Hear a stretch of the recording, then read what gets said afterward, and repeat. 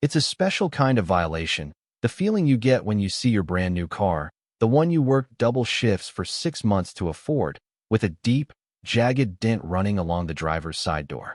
It wasn't an accident. It was a message.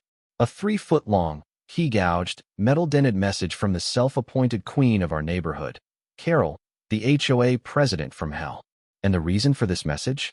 I had dared to park with my left front tire touching the edge of the grass. Not on the grass. Touching it. This was the latest and most egregious act in her 6-month reign of terror over my quiet suburban life. What Carol didn't know, what no one in that meticulously manicured, rule-obsessed community knew, was that my day job wasn't just some boring office gig. I'm a geographic information systems analyst. In simple terms, I spend 8 hours a day staring at maps, property lines, and zoning regulations. I build digital worlds from legal descriptions and survey data.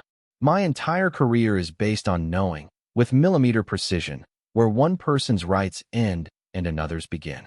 And as I stood there, staring at the malicious scar on my beautiful machine, a cold, calculating calm washed over my fury. Carol had just declared war, but she had no idea she was bringing a strongly worded newsletter to a battle of coordinates, easements, and legally binding plat maps. She thought she was the law in our little kingdom. She was about to find out she didn't even own all the land her castle was built on. Have you ever been pushed so far that your anger turns into crystal clear focus? That's where I was. This story isn't just about getting even with a neighborhood tyrant. It's about how a little bit of specialized knowledge, applied with surgical precision, can dismantle an entire empire of petty arrogance. I promise you, the journey from that sickening dent to the glorious sight of her prized SUV being hoisted onto a flatbed tow truck is one you're going to want to hear. The initial attempts at a civilized resolution were, in retrospect, laughably naive. I did everything by the book, which I assumed would appeal to a stickler like Carol. First, I saved the footage from my doorbell camera. It was grainy, captured at dusk, but it was clear enough. You could see her stout figure marching purposefully toward my car, a glint of metal in her hand, her keys, followed by a series of angry, deliberate movements against the door. Then she looked straight at the camera, a smug, challenging smirk on her face, before turning and walking away. It was an open declaration of guilt. I took a high-resolution still image, printed it out, and attached it to a formal complaint letter, which I submitted to the HOA board. I also filed a police report for vandalism, providing them with the same video evidence. I expected a swift, just response.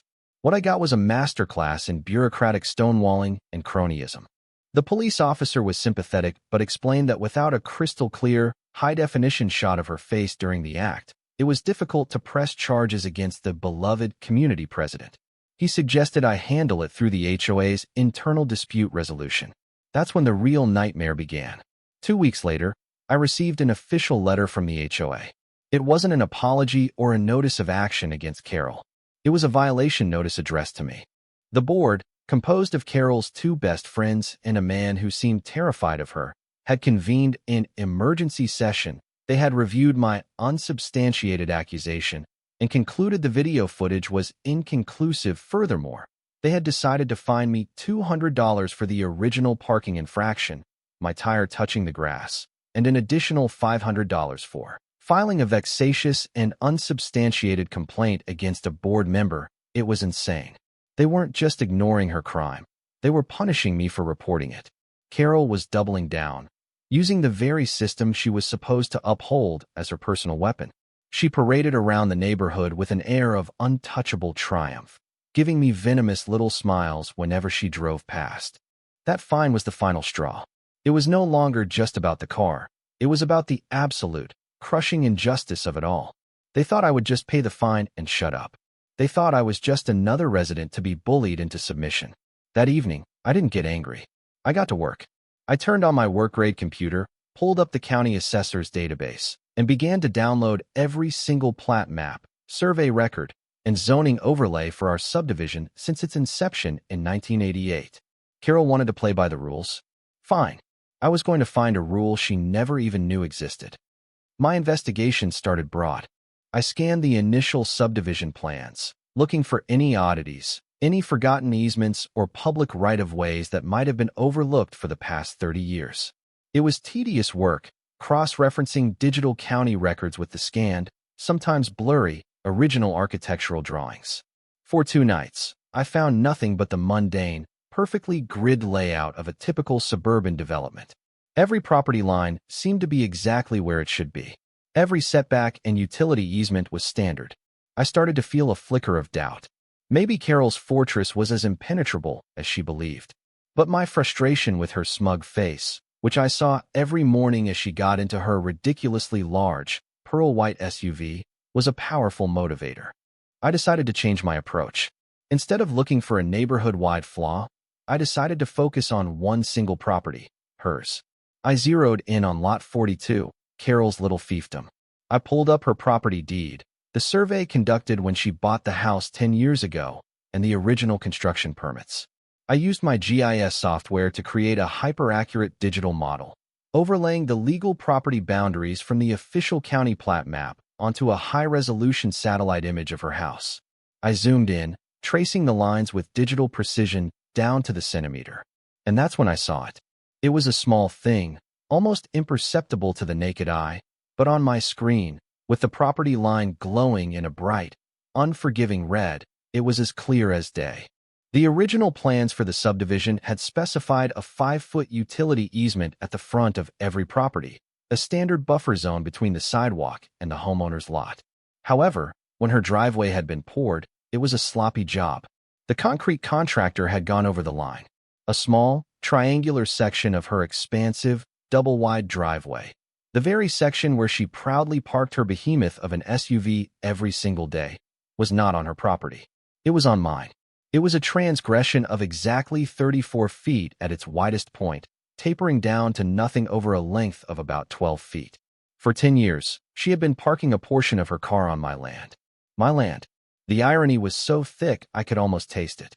This woman, who had waged a holy war against me because my tire had kissed the edge of a blade of grass, had built a permanent, concrete structure on my property and was currently trespassing on it with her vehicle. This was my aha moment.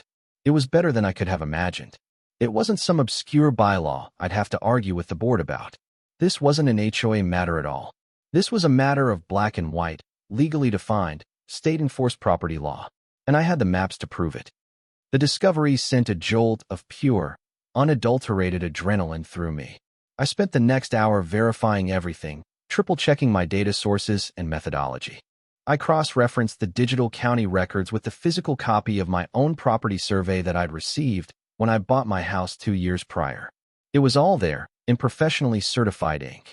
The surveyor's marker, a small iron pin I'd previously ignored, was still hammered into the corner of my lawn, hidden under a bit of overgrown grass. Using a tape measure, I triangulated its position with the corner of my house and the edge of the sidewalk. The measurements were exact. Her driveway was undeniably, unequivocally encroaching on my property. My mind immediately began to formulate a plan. This was not a situation that required confrontation or negotiation. Carol had proven herself to be utterly unreasonable. Any attempt to discuss this with her would result in denial, gaslighting, and probably another fine for landscaping disputes or some other nonsense she'd invent. No, this situation called for a simple, elegant, and non-negotiable solution. I wasn't going to act alone, however. I needed to ensure every step I took was perfectly legal and ironclad. The next morning, I took a personal day. My first call was to a real estate attorney for a 30-minute consultation. I explained the situation calmly and factually, presenting the evidence just as I would in a professional report. I emailed him the annotated map I had created, showing the plat lines overlaid on the satellite image. His response was immediate and enthusiastic. "Well," he said, a chuckle in his voice, "this is what we call a slam dunk." He confirmed that the encroaching section of her driveway was my private property. Any object, vehicle, or person on that section without my permission was trespassing. He advised me to post a clear, "No parking," private property sign directly on my side of the property line, and then, if the vehicle was parked there again, I had every legal right to have it towed at the owner's expense. "You don't even need to speak to her," he advised. "Let the sign be the only warning. It's cleaner that way." This was music to my ears. No messy arguments. No pleading my case to her cronies on the board. Just a simple, legal action. My next call was to the most reputable 24-hour towing company in the city. I explained the situation to the dispatcher, who had clearly heard stories like this before. He was professional and to the point. He told me the exact documentation I would need to have on hand, a copy of my property survey and my ID, and assured me that as long as the vehicle was on my property, they would remove it without hesitation. The plan was now fully formed. It was a beautiful, two-step trap, and the bait was Carol's own arrogance and routine. She had parked in that exact spot for years, convinced of her absolute dominion. Her overconfidence was now her greatest vulnerability. The final piece of the puzzle was the sign. I went to a hardware store and bought a simple, professional-looking metal sign, private property. No parking. Unauthorized vehicles will be towed at owner's expense. I attached it to a sturdy metal stake. The stage was almost set. The anticipation was a quiet, thrumming hum beneath the surface of my week. I had to wait for the right moment. I didn't want to just have her car towed on a random Tuesday. That would be effective, but it wouldn't have the same educational impact. I wanted an audience. I wanted the public humiliation to be as profound as the private satisfaction. The perfect opportunity presented itself that Friday. The HOA had scheduled its quarterly Community Beautification Day for Saturday morning, a mandatory event where residents were strongly encouraged to perform synchronized gardening under Carol's watchful eye. It was her signature event, a chance for her to march around with a clipboard and a whistle, pointing out rogue dandelions and improperly edged lawns. She always hosted a post-beautification barbecue at her house, a self-congratulatory affair where she held court and accepted praise for her leadership. This was it. The entire neighborhood would be out and about, first on their lawns and then congregating near her home. Her car, her pristine pearl-white chariot, would be parked in its usual spot, a gleaming monument to her authority, right on my property. On Friday evening, under the cover of darkness, I put my plan into motion. I walked out to the edge of my lawn, found the exact spot indicated by my survey maps, and hammered the metal stake with the no parking sign firmly into the ground. It was positioned perfectly, just inches from the edge of her encroaching concrete, facing directly toward her driver's side door. It was impossible to miss. I then set up my doorbell camera to a higher resolution and ensured its field of view perfectly captured the sign, the slice of driveway in question, and the street beyond. This wasn't just for my own satisfaction. It was my evidentiary backup in case she tried to claim she hadn't been warned. The rest of the evening, I felt a strange sense of peace. I had done my homework. I had laid the groundwork. Now, all I had to do was wait for my opponent to make her move, a move she made every single day without a second thought. Carol's arrogance, her unshakable belief in her own righteousness and her neighbor's powerlessness, was the mechanism that would spring my trap. She wouldn't see the sign as a legal warning. She would see it as a pathetic, impotent act of defiance. She would likely scoff, maybe even laugh, and park her car there anyway, out of pure spite and to prove a point. And that was exactly what I was counting on. Saturday morning dawned bright and clear, a perfect day for a public reckoning. I watched from my living room window as the neighborhood slowly came to life. At 8:30 a.m., sharp, Carol's garage door rolled open. She emerged, dressed in khaki shorts and a polo shirt with the HOA logo embroidered on the chest, looking every bit the suburban general inspecting her troops. She backed her gleaming SUV out of the garage and, just as I predicted, pulled it into her usual spot on the driveway. From my vantage point, I saw her pause. She got out of the car and stared at the sign for a long moment. I could see her face contort, first in confusion, then in what was clearly dismissive contempt. She let out a short, barking laugh, loud enough for me to hear through the glass. She looked toward my house, shook her head with a pitying smirk, and then, in a final act of defiant arrogance, she patted the hood of her car and marched off to begin her beautification inspections. The trap was set. The bait was taken. I waited. I let the morning unfold. I watched residents begrudgingly weeding their flower beds. I watched Carol striding up and down the sidewalk, clipboard in hand, pointing and directing. The barbecue was scheduled for noon. The tow company had told me their average response time was 45 minutes. My window was perfect. At 11:10 a.m., I made the call. I gave the dispatcher my address and the description of the vehicle. A white Lincoln Navigator, I said calmly. It is parked on my private property, which is clearly marked with no parking signage. I emailed him the signed authorization form, along with the annotated photo of the survey map. He confirmed everything was in order. A truck is on its way, sir. ETA is 35 to 40 minutes. The clock was ticking. The suspense was exquisite. I watched as people finished their yard work and began to drift toward Carol's house, drawn by the smell of grilling burgers. A small crowd was forming on her lawn, drinks in hand. This was turning out even better than I'd hoped. My heart was pounding, not with fear, but with a kind of giddy, righteous anticipation. This was the culmination of weeks of frustration, meticulous research, and quiet planning. It was the checkmate I had been carefully constructing, move by silent move. At 11:48 a.m., it arrived. The flatbed tow truck was a glorious, diesel-powered instrument of justice. It was huge, impossible to ignore, and it rumbled down our quiet street with beautiful, unapologetic noise.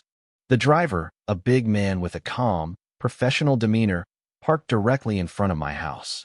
He got out, looked at the address, and gave me a subtle nod through my window. I walked out to meet him, holding a folder with my ID and the certified copy of my property survey. The growing crowd at Carol's party began to notice. Conversations lulled. Heads turned. The sight of a tow truck on our pristine street was an anomaly, and it was clear something was about to happen. I pointed to the white SUV and the sign. "That's the one," I said. "It's on the triangular section of concrete on my side of that sign." The driver glanced at my paperwork, then at the vehicle's position. He squinted, took in the scene, and grunted. "Yep, clear as day. Let's get her hooked up." He backed his truck into position with practiced ease, the hydraulic sounds of the flatbed lowering echoing through the suddenly silent neighborhood. People were walking over from Carol's lawn now, their curiosity piqued. They were whispering, pointing. The driver started methodically attaching the hooks to the undercarriage of Carol's SUV. That's when the screen door of Carol's house flew open. She stormed out onto her porch, a plastic cup of iced tea in her hand, her face a mask of pure, unadulterated rage. "What in the world is going on here?" she screeched, her voice cutting through the air. "What are you doing to my car?" Every eye was now on her. The driver ignored her completely, continuing to work with focused efficiency. I, on the other hand, turned to face her. I held up the folder. I didn't shout. I didn't raise my voice. I spoke in a calm, almost conversational tone, ensuring it was loud enough for the gathered neighbors to hear. "Hello, Carol," I said. "This man is removing your vehicle from my property." The silence that followed my statement was profound. You could have heard a pin drop on the freshly cut grass. Carol's face cycled through a series of emotions: confusion, disbelief, and finally, sputtering rage. "Your property?" she shrieked, pointing a trembling finger at the driveway she had parked on for a decade. "That is my driveway. Are you insane? I'm calling the police. This is theft." The audience of neighbors grew larger, drawn by the drama. This was the moment. I walked calmly to the property line, stopping right next to the little metal sign I had planted. I opened my folder and pulled out the large, laminated printout of the official county plat map, with the property lines highlighted in bright red. According to the official, legally filed plat map of this subdivision, "Carol, the property line is right here," I said, tapping the ground with my foot. "This triangular section of your driveway, measuring approximately 34 feet at its widest point, was poured on my lot. It is, and has always been, my private property." I then held up the map for all to see. The red line clearly bisected her driveway, leaving the front wheels of her massive SUV sitting squarely in the highlighted area of my lot. "You are trespassing," I continued, my voice steady and firm. "I gave you a warning." I pointed to the no parking sign. "You chose to ignore it. Therefore, your vehicle is being legally towed, at your expense. If you have an issue with it, you can take it up with the county records office." Her jaw worked silently for a few seconds. She was utterly blindsided. Her power was derived from her mastery of the HOA's petty rules, but this was a language she didn't speak. This was real law, backed by certified documents. That's ridiculous," she finally managed to stammer, her eyes darting around at her neighbors, who were now looking at her not with support, but with a mixture of shock and dawning comprehension. The tow truck driver, having finished his work, gave a final check on the straps and walked to the cab. "You can't do this," Carol yelled, her voice cracking with desperation. The driver looked at her over his shoulder, completely unfazed. "Ma'am, the paperwork is in order. You're welcome to meet your vehicle down at the impound lot." With a final, glorious hydraulic hiss, the flatbed tilted up, lifting Carol's pearl-white symbol of tyranny into the air. The engine roared to life, and just like that, her car, her power, and her public image were unceremoniously hauled away down the street. The aftermath was a beautiful, cascading collapse of Carol's authority. As the tow truck disappeared around the corner, she stood frozen on her lawn, her face a blotchy mosaic of fury and humiliation. The barbecue was over before it had even truly begun. Her guests, the very people she sought to rule over, began to disperse in awkward silence, avoiding her gaze. They had witnessed her being completely and publicly outmaneuvered, not by angry shouting or personal attacks, but by cold, hard facts. The story spread through the neighborhood like wildfire. By that evening, everyone knew. They knew that the HOA president, the woman who would measure the height of your grass with a ruler, didn't even know where her own property ended. Her credibility was shattered. The next day, I received a frantic, sputtering voicemail from her, a mixture of threats of lawsuits and pleas to discuss this like reasonable adults. I didn't call her back. Instead, I sent a registered letter to the HOA board, including Carol herself. The letter formally rescinded my payment of the bogus $500 fine, citing the board's bad faith actions. More importantly, it included a professional quote for the repair of the dent in my car, along with a high-quality print of the doorbell camera image of Carol doing the deed.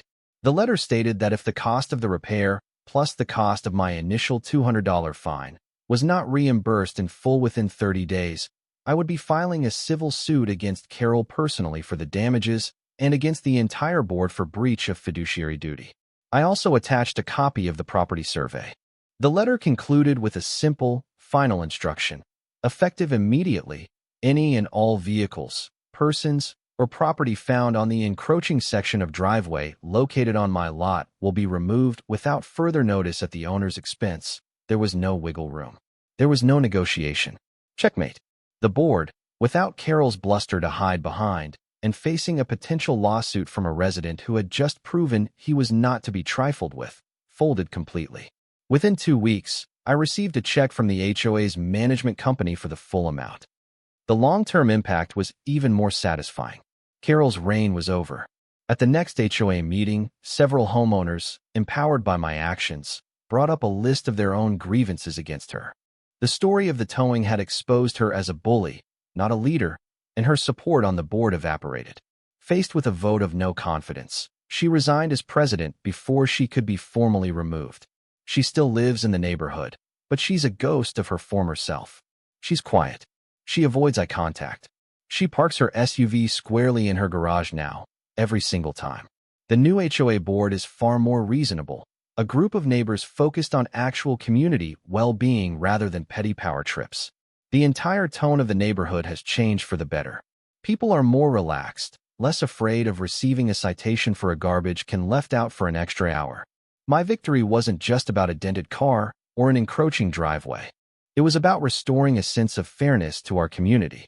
It was about proving that knowledge is a more effective tool than intimidation. The lesson I learned through all of this is that when you're faced with a bully who hides behind a set of rules, the most powerful thing you can do is learn those rules, and the ones above them, better than they do. Don't sink to their level. Rise above it with strategy, facts, and an unshakable confidence in your position. My specialized skills as a GIS analyst, something I had always just considered a job, became my superpower. It gave me the tools to fight back in a way that was undeniable and devastatingly effective. So, my final message to anyone out there dealing with their own Carol is this: find your unique advantage. It might be your understanding of the law, your skill with technology, your ability to organize your neighbors, or simply your meticulous record-keeping. Bullies rely on their victims feeling powerless and isolated. The moment you step outside of that emotional reaction and into a mode of cold, strategic thinking, you've already started to win. Justice, as I discovered, is sometimes just a matter of knowing exactly where to draw the line. And if you have any doubt, get a survey.